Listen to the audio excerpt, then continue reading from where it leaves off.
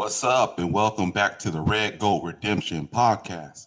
And 49ers fans, we got ourselves a good old quarterback controversy. Yeah. Should we go with Mac Jones or should we go with Brock Purdy? That's the problem right there. But that's a good problem to have. Most of these teams don't have one good quarterback. We got two good quarterbacks on our team. So that's a good problem to have because if one gets injured, we got somebody else that can fill in perfectly. So that's a good problem. But people are speculating after this big victory over the Rams. So far, Mac Jones is undefeated, and he had three very, very, very solid games, and he looks like he's getting better.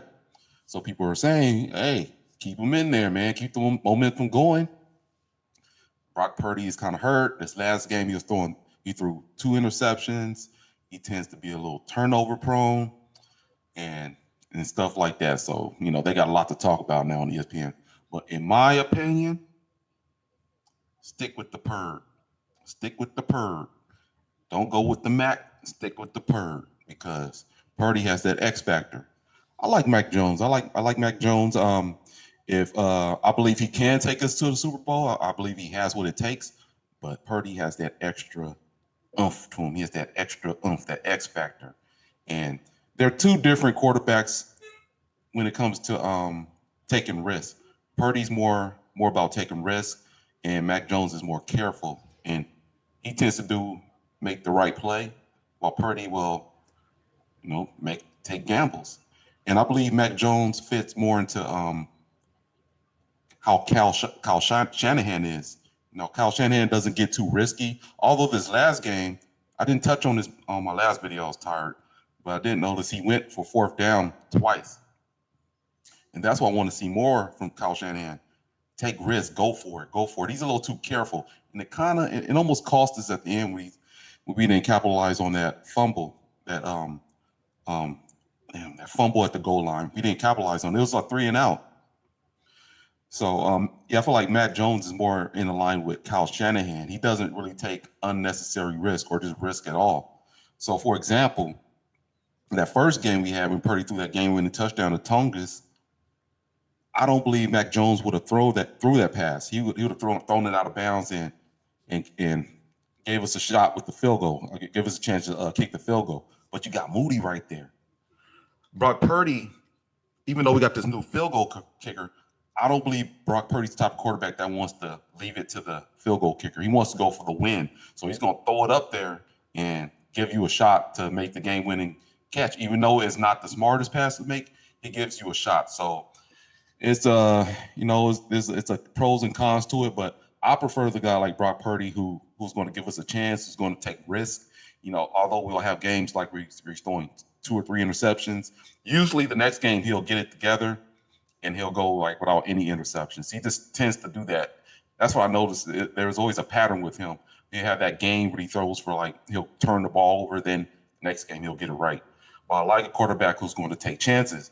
And I believe Mac Jones is I don't know enough about him. I'm not trying to say he's Peyton Manning level, but I believe he has that same type of way of playing football that Peyton Manning has. So Peyton Manning, when he played, if there's too many guys rushing towards him, he's not going to try to extend it or make a crazy pass. He's going to just throw it to the ground. He's going to or throw it out of bounds. Brock Purdy's going to try to extend the play. And there are times when you need to try to extend the play and do something that may not be the smartest decision. Because we've seen Purdy do that with the Lions on the NFC Championship game 2 years ago when we made the Super Bowl. When for example, when he threw that pass to Jennings made that wild catch. I don't believe Mac Jones will make a pass like that. So those certain things, like when the play gets broken, that's when you need somebody like Purdy when the play when the play gets disrupted. So that's why I like Purdy. But Mac Jones, I'm not complaining about Mac Jones. He's playing great. And if we do choose to keep Mac Jones in there, I'm not complaining.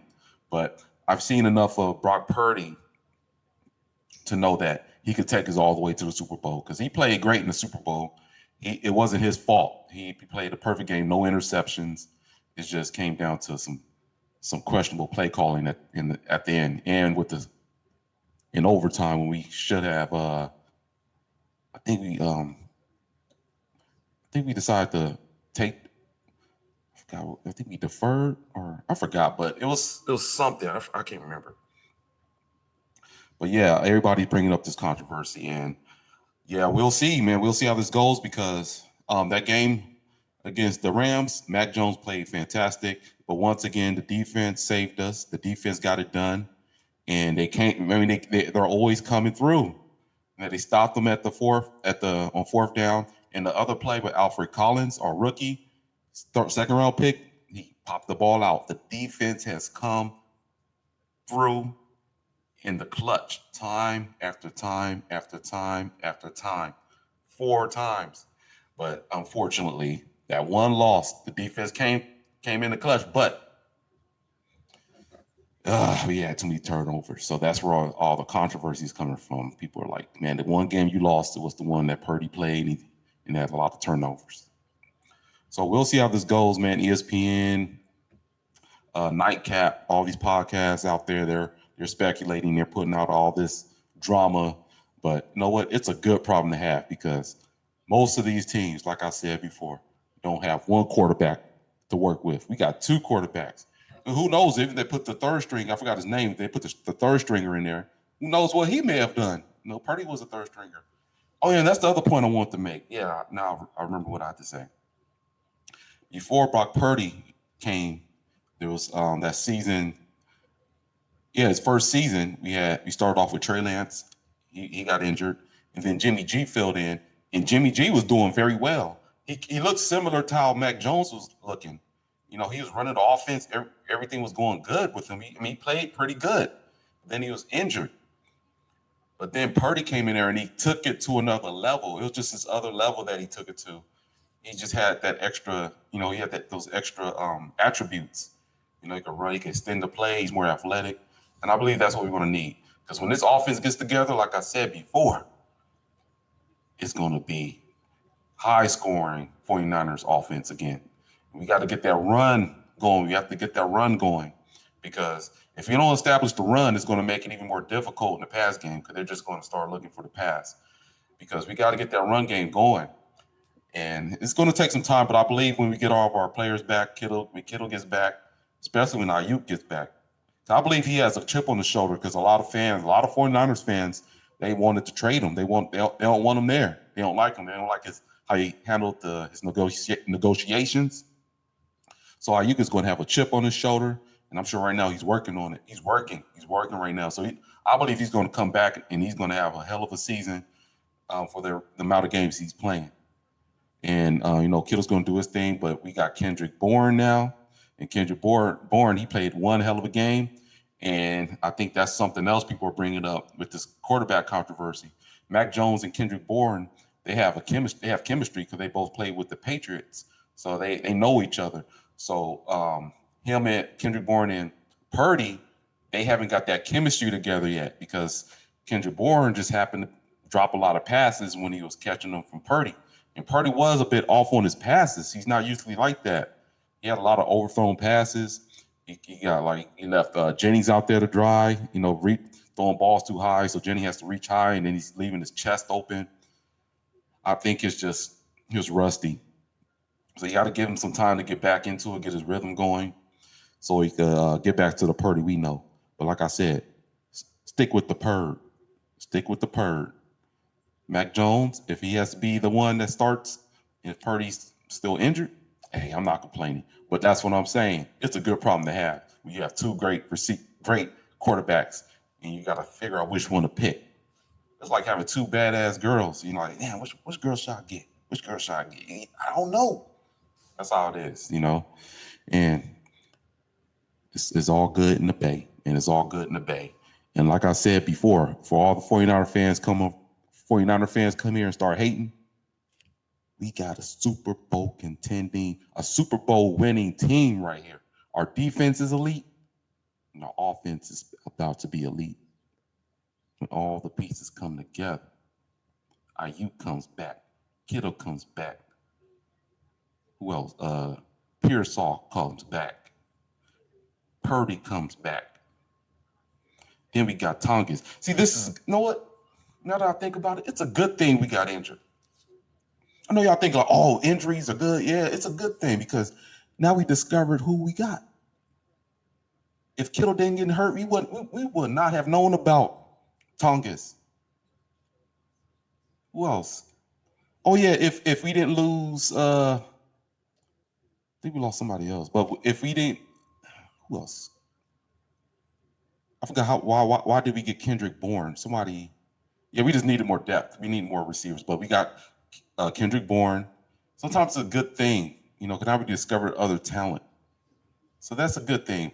Hopefully it works in our favor with Bosa. Like we get this other guy. I don't know if we're gonna get before the trade deadline, but we need another pass rusher because we got to put pressure on these quarterbacks. Like Matthew Stafford had a little too much time to throw those long bombs, and it nearly cost us. But yeah, when you get these injuries, you're gonna start discovering new talent. So in a way, it's kind of good, and it happened at the beginning of the year, so it's not going to affect us as much. So this was meant to happen. Kittle was meant to pull a hamstring. Purdy was meant to get turf toe. Christian McCaffrey, I'm not going to put that energy out there. Stay healthy. Please stay healthy because you're too important. You can do a lot.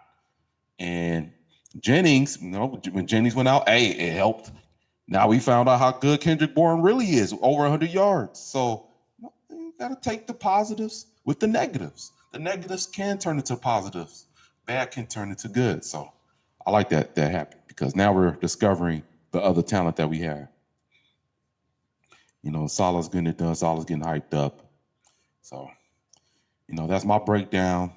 Like I said, stick with the Purd, but if you had to go with the Mac, bring him back. That's what I should say at the beginning. I got a little rhyme right there. That was nice. But hey, that's it for the Red Gold Redemption podcast. Eventually, I'm going to have my co-host come back. We'll see. He's very busy, but I'm going to handle it right now. I'm going to take care of it. But 49ers fans, stay up. And all the haters, just keep coming. Keep coming. You know what? Engage, haters. Keep engaging. Keep engaging. Y'all keep saying, oh, y'all didn't get it done in the Super Bowl 3 years in a row. Well, we're going to get it next time, though. We're going to get this year. Because it's at Levi Stadium, and it's meant to happen. We're going to be performing just like Bad Bunny's going to be performing. And it's going to be a bad game for whoever's going against the Niners at Levi Stadium. But, hey, that's it for the Red Gold Redemption podcast, and I'm out.